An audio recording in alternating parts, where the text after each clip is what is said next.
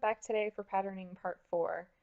Today I want to kind of sum things up, wrap it up for this week with patterning. Not to say that we won't talk about patterning in the future, but I kind of want to tie it all together in the context of what we've been talking about more broadly in terms of intuition and business.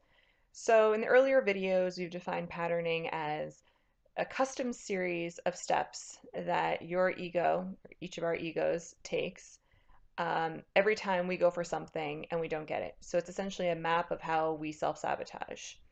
And it is custom to each person, but it is exactly the same every single time. And that is because the ego is always going for the same thing, regardless of what it is we think we're going for, what it is we want to be going for. The ego seeks to complete our incompleteness or to fill, limiting beliefs, if you will. So if we think we're going for that promotion, our ego is going to prove that we are in fact powerless, for example, if we carry that belief or whatever the belief is that it's seeking to fulfill. As a result, you think you're taking action going this direction, but really your ego is sabotaging it because it's going after this. And we talked about the reason for that is because unless we make those unconscious beliefs conscious, they carry the greatest weight, if you will, the most power.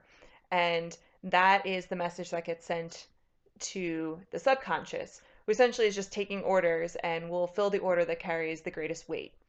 So it's only when either our limiting beliefs are such that they aren't sabotaging something, but likely you're compromising on a vision without realizing it, or you make those limiting beliefs conscious, you bring those to the surface, you recognize them for the story that they are, and you willfully refocus towards what it is that you want. Use your will to go for that and send the message to subconscious. This is the important thing. This is actually what we want to go for, not the default setting.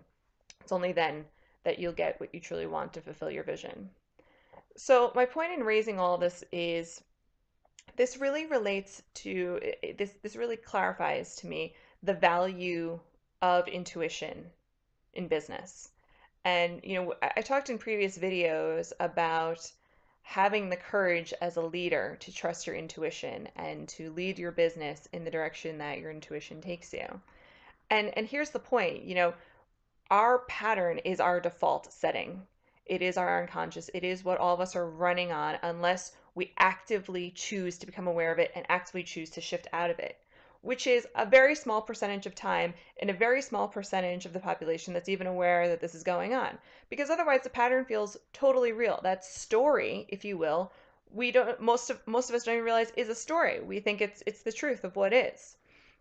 And so if you're able to be in that small percentage of people that's able to acknowledge and recognize, oh, actually, this isn't the case, this is just a story, then you're already a leg up on a lot of the competition. Now, the next thing is if you're willing to tune into what the vision is of your business, your company, your career, whatever it is, if you're able to tune into that vision, tune into your current reality, which will include time, resources, all those variables, as well as whatever your personal limiting beliefs are, and set that structural tension, and then tune in to the true next steps to take you towards that vision. And if you have that trust in the vision, in your higher self, in your intuition, to lead your company, to lead yourself in that direction, then that is where you create something that has not been created before. It's where you take your business to new heights that no one else is reaching because it's simply not possible because they're all working in their patterns without even realizing it. We talked yesterday about how in a corporation, likely, upper management all have their egos working, individually and collectively. And so that's going to really limit them. That's just going to be over and over the same cycle, producing the same limitations, the same sort of drab, non-innovative solutions to things.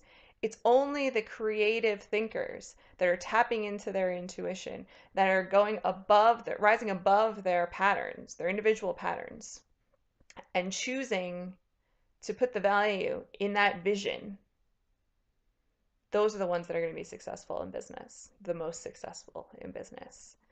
So I wanted to leave you with that thought today of really just kind of boiling it down to the essentials, your pattern is your default setting. It is custom to each individual, but it has an impact on an individual's decision making, which will have an impact on the business's decision making. And it is only when you recognize that that is just a story playing, and it is only when you are willing to entertain the possibility that there is something greater out there than this story, i.e., the vision of your career, the vision of your company, what have you.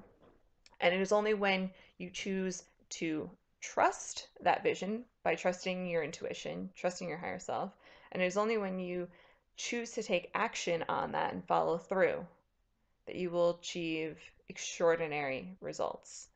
So your pattern is a critical tool to have. It is a critical piece of self-awareness to have as an individual and as a business person. And the more it can be integrated into the business world, the more we'll start to see real seismic shifts in the business world, whether it be small businesses, corporates, what have you. So, gonna end it there for this week. Thank you so much for watching. Please send in any questions you may have or any topics you'd like me to cover in the future. Look for the Sunday inspiration on Instagram, and we'll be back with the videos on Monday. Have a great weekend. Thanks.